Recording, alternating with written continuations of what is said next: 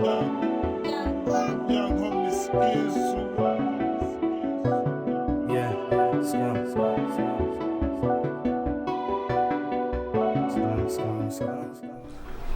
how's it going, Kev? We got Kevin Lisbie in the cut, on the set. What's good, family? Nothing, man. Blessed, man. Just good to be here, sharing my story, and you know how it goes, man. Passing on to the next generation and give a little bit of knowledge, give them a little inspiration, man. Okay, so for those that don't know, Kevin he's the first famous person I know. You know what I mean? Especially coming from somewhere where we've come from, a little place called Holly Street in Hackney. A lot of people don't make it, unfortunately. A lot of people, you know, either turn to drugs, have a crime, end up in jail or dead. And Kevin made it. He set an example, he set a pathway. What was it like growing up? Well, you know how it was, man. What I would say is, although we had a rough time and we always had each other's back, man. I felt like I had my family and friends around me that gave me a sort of grounding, humbleness. But you know what, we come from an area where we had to survive, innit? Each day was a battle, innit?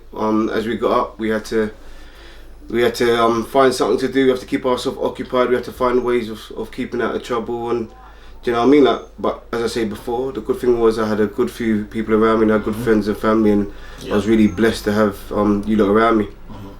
Okay, that's good. That's good. What school did you go? Let's go from primary school. Yeah. And then work your way up. I went to Holly Trinity Primary School, so literally 2 minutes away from here. Yeah. That was in Holly Street. I mean, we speak about obviously where we grew up in the rough times and that, but I don't remember it being too bad, man. Do you know what I mean? Like, although was fun. Yeah. Although it was, now you look at it, the big wide world. Do you know what I mean? We were stuck in our little bubble, but we were comfortable and we were happy. Would you say that's due to when you're young, you have that innocence, or you're oblivious to what is actually going on because you're too busy being young and having fun? Yeah, I think it's important though, isn't it? I think naivety, so to be naive sometimes is probably a blessing. Do you know what I mean? Like, sometimes I've got kids now, you've got kids, you're trying to get them to stay young as long as they can and enjoy their growth and enjoy growing up and developing. So yeah, I was happy being naive. I was happy not knowing what's out there, because obviously it was a part of my journey. So did you get into any trouble growing up? Especially we said Holly Trinity, so that's primary school, right? So primary school age, how was you? Was you good? Mischievous? In primary school, I was really good, to be fair. I don't ever remember getting into problems, but I think football was a massive motivating for me. That obviously, being in a football team, concentrating on football. My mum always used to play football with me, so my life from a younger age was based around football, and I think for a long while that kept me out of trouble, especially in primary school. So you was playing from Holly Trinity? Yeah, I was playing football. We won cups. I got trophies of us winning the triples and cups in Holly Street. You ever come across the Bovo? Yeah, we beat them all the time, man. But yeah, the Bobo was our rivals, but we were good at cricket. Yeah. Never played them at cricket, so you probably would have beat us there. Cricket. What was the other one? Was it fumble or something like that? Yeah, no, I wasn't involved in those sports, man. Alright, cool. So what would you say the day-to-day life in Holly Street was like back then? So growing up now, sorry, let's go. What secondary school did you go? I went to Hackney Free. Hackney Free. Hackney Free. Alright, cool. So that's the mixed school, isn't it? Yeah, it was a mixed school. Yeah. That's not Hackney Free no, is it? No, I think it's I think they've called it Academy now. Academy, yeah. Okay, so what was it like growing up them times? What was your day-to-day life like? Yeah, so normal thing, innit? Like we'd wake up, and obviously, I used to live with my cousin Mark, so we used to go to the same school. So we'd just get up, and our parents were at the door before we were at the door, so we had to make sure we got ourselves ready. It's like these kids, we're driving them to school and making sure they get to school and make sure they get home. There was none of that, innit? It was self-discipline. Got up, went to school, probably done my homework on my way to school, because do you know what I mean? Unfortunately, his mums and that got so much things to concentrate on. Of course. They ain't got time to worrying about us doing our homework and how are we doing our work at school. They just want to make sure that we're behaved. That's their first and foremost, and that's one of the things I always concentrate when I go to my parents' evening with my kids. It's like, how they behaving though, innit? Like, I know the schoolwork, because it's like for a young black man, you got to keep an eye on that behaviour, because if it starts turning and you're not aware of it, things creep up, and you know what I mean, like all of a sudden it turns bigger than what you can deal with. So we was alright. Anyway, as I say, I had Mark with me. Mark was like my big brother. Although he's my cousin, he made sure I was always on the straight and narrow path. But we used to go to school and hang around after school, and we used to get home at like 5-6 o'clock. Do you know what I mean? Like after school time. Yeah. What time does school finish? School finishes at 3:30, innit? Yeah. But as I say, man, you know what it is? Like I said to you, we're bringing ourselves up. Yeah. Do you know what I mean? Like of course. so. I can't even looking back at it. My mum was by herself.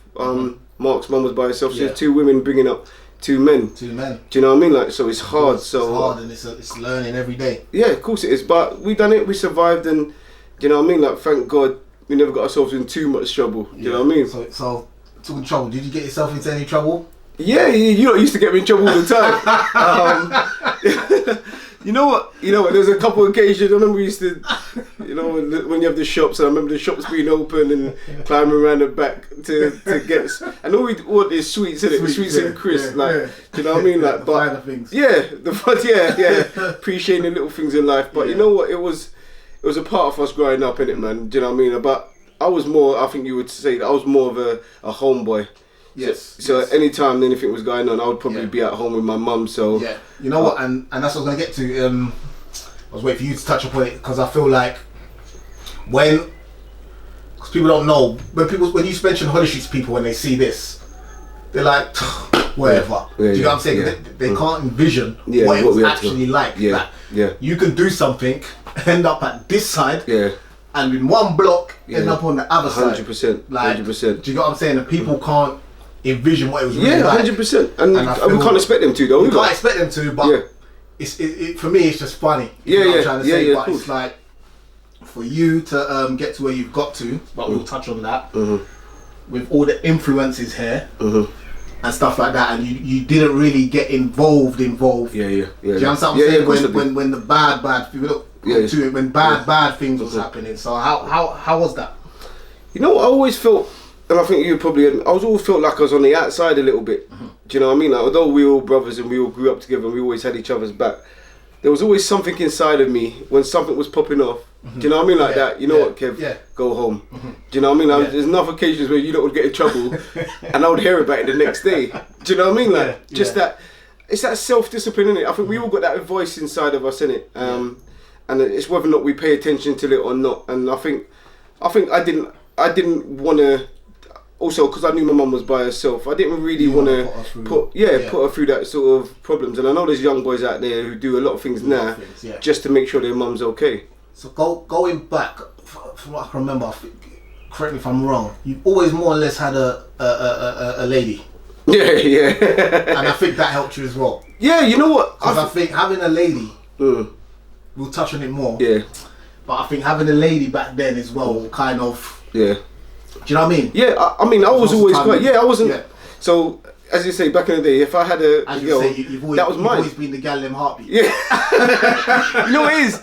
You know what? It's just, I always, do you know what I mean? I always felt like I wanted something to be mine, if that makes sense. Yeah, of course. Do you understand? Yeah. Like, in life, my mum always taught me that, and I always felt, look, if I'm going to do something, do you understand? Like, you ain't doing nothing with no one else. Just me, innit? Like, do you know what I mean? Like, despite what I do, do you know what I mean? Like, but as growing up, man, it was, I always wanted something of my own, and I always wanted someone to want me the same way I wanted them, innit? So it went this girl there, that girl there. I always liked one, and then of course sort of spend a lot of time with that person, as you probably know. Do you know what I mean? Alright, so we're gonna go before we go into football.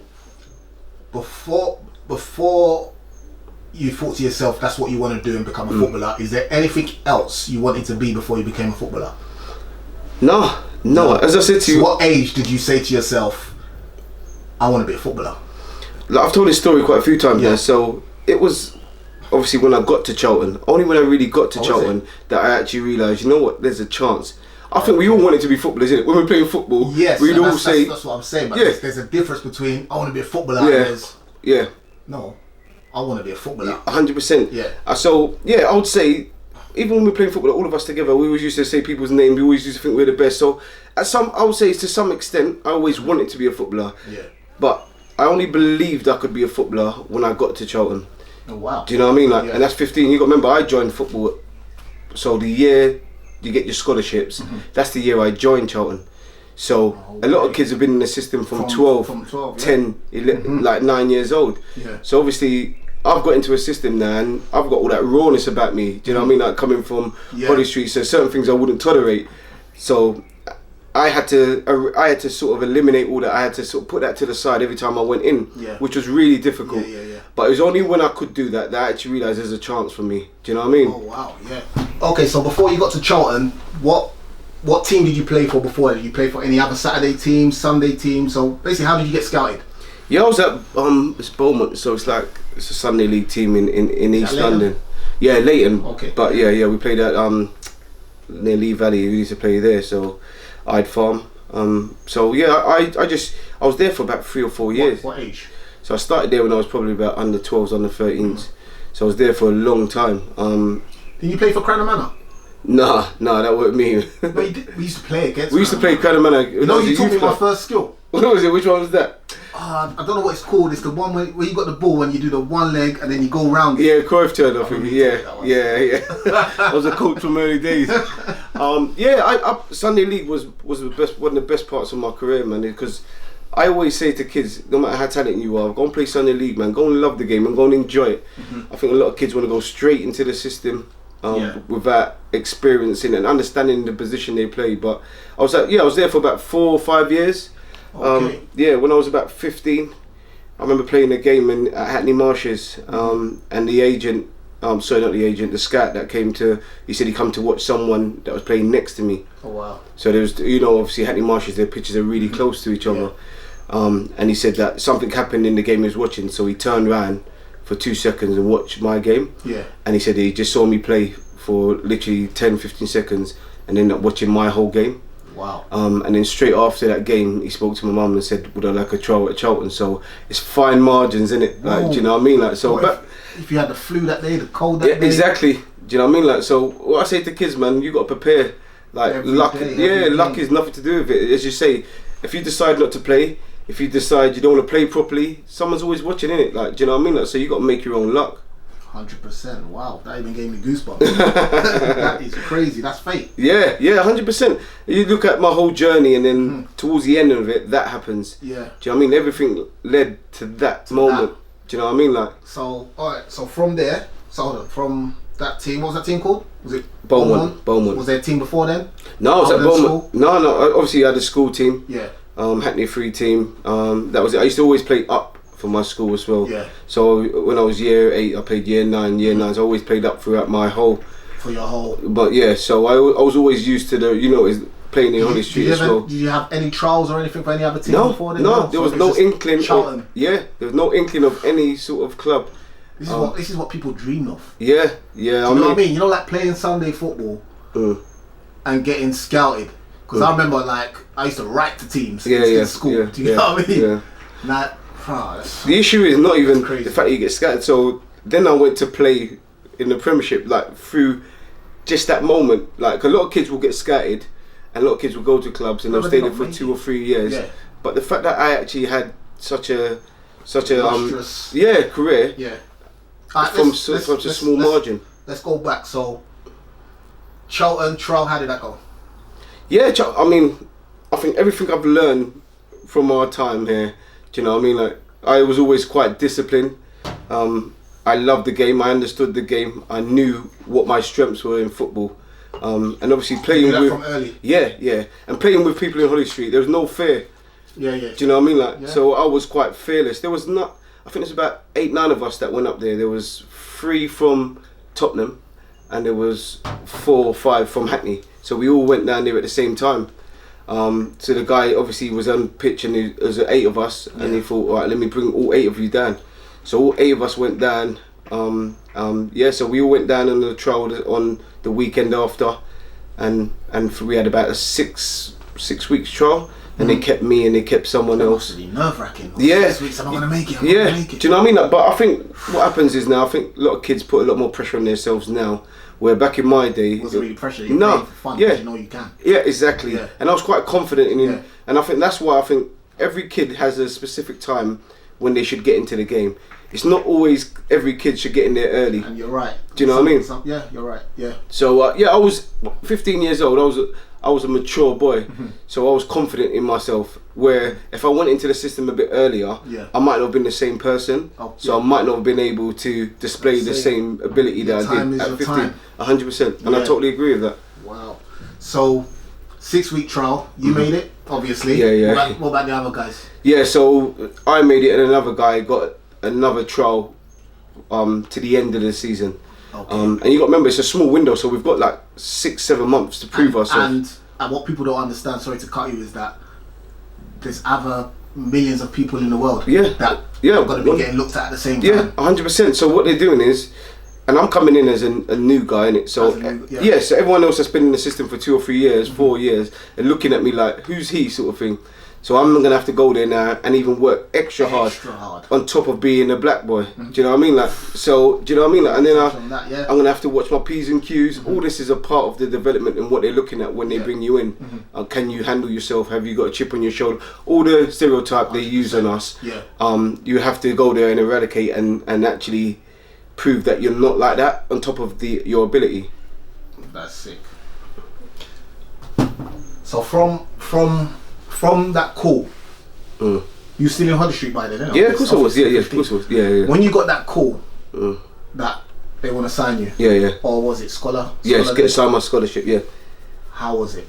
I remember, because I went with my mum. Because I actually went there with my mum, and all I wanted to know is how much I was going to get paid. Like, do you know what I mean? Like, I was so blessed, and I was so confident that I knew that I was going to get it. Do you know what I mean? Like, so it's almost like, I was like, okay, how much are you gonna get? Yeah. And the most satisfying thing about the whole thing was they were gonna give my mum money as well. So although I got paid, your mum gets something as well. And that was quite rewarding for me, innit? Like, for all the hard work that she put in, that she was gonna get something back. I've seen your mum was, not to disrespect anyone, but your mum was your mum and your dad. Yeah, 100%. Your gran, 100%. Your she was everyone. Yeah. Your cousin, your best friend. Yeah, so I've seen your mum with you kicking ball. Yeah. So, like, and I think that the thing was, for me, the further I got, the more I knew I could do for her. Yeah, of course. And I think that was my sort of that sort of drove me. So she was gonna get that, and obviously if I make it, she's gonna get more, and if I make it more, she's gonna get more. So that was always my goal, to make sure my mum was sorted. But yeah, I think we all need, and I think every child needs a reason to play football. I think that, especially looking back now, being a black man and making it is hard enough in anything for a person. Yeah. And you normally find it's the white kids that make it with both parents. Yeah. Mum and dad. It's funny you say that, because obviously I know a lot of people in the game now. Yeah. And I know a lot of people in the system, a lot of coaches in the system. And actually from under 11s to under 15s, they look for kids who has mum and dad. That's the criteria. Yes, they see? Not obviously they're not just going to go for that. No, but depending on but if you have a mum and dad, you have more of a chance of staying in the system. Yeah. But then you get to 15 years old, now they're looking for people like myself. They're looking for raw boys. Do you know what I mean? Like, so it's harsh, innit? Because then the number of us making it back in those days was always low, innit? Do you know what I mean? Like, and even to this day. Because I'm sure you must know, I was going to ask you later, but I'm sure you must know so many ballers and that who you've played with that haven't even made it. Yeah, definitely. And you're like, wow. Yeah, and it's just the fact that what they're after is consistency in it, but we can't offer that, because even my half of my problem was getting into training late. I was late? A few times. He was early today. I was early in my career. I was only about 16 then. But you know what, isn't it? Like, if you say, look, my mum I had to take my brother to school. I had my train was late. This and that. They're not listening to those excuses because they can't understand it. Like, for instance, I took my boy to football the other day, and to some scholarship place, and they were like, "Yeah, we don't listen to excuses when boys say they had to drop their sister, and we just say, look, no." And I said to him, "Listen to me. You've got to understand something.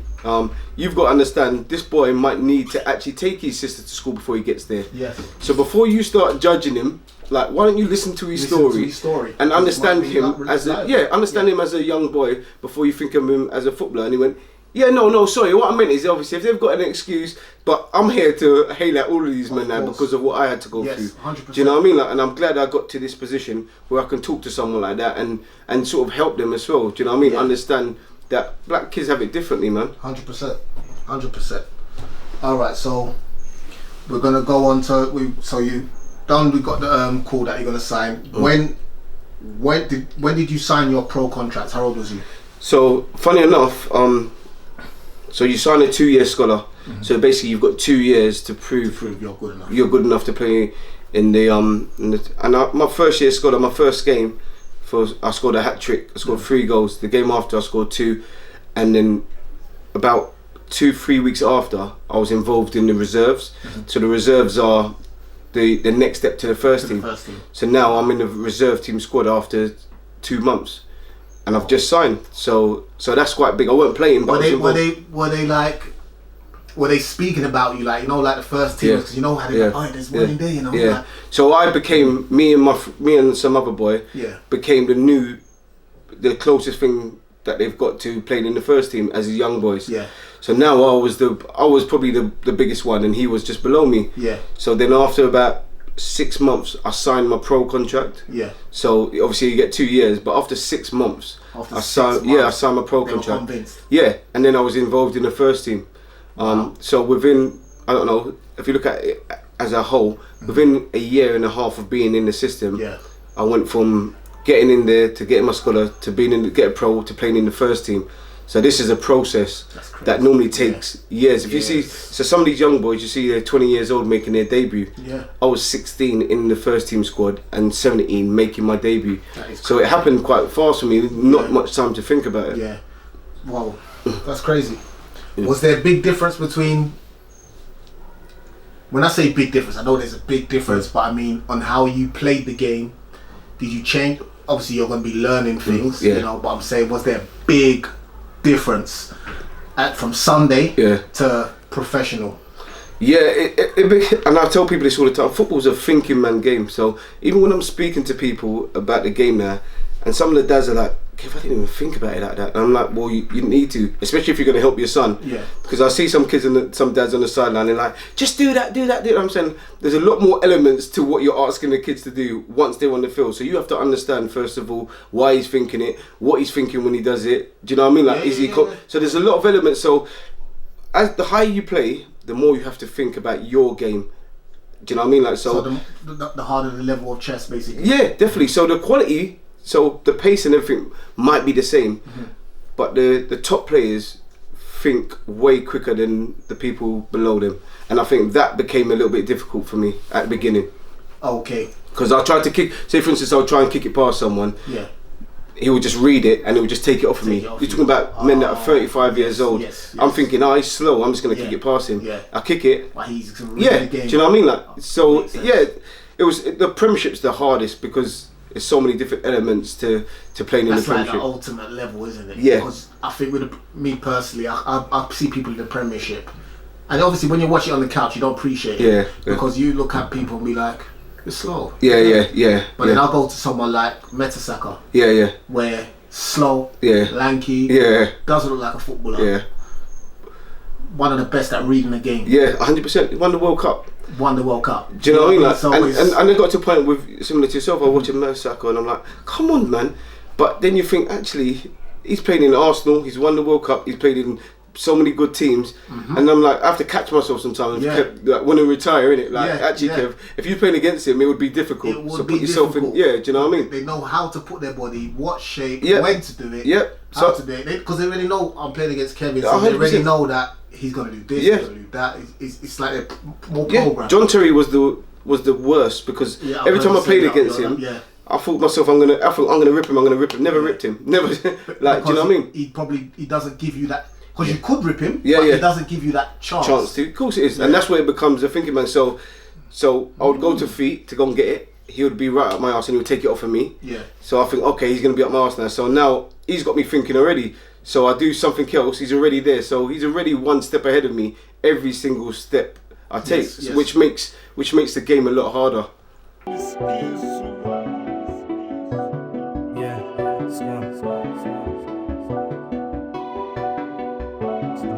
Oscar.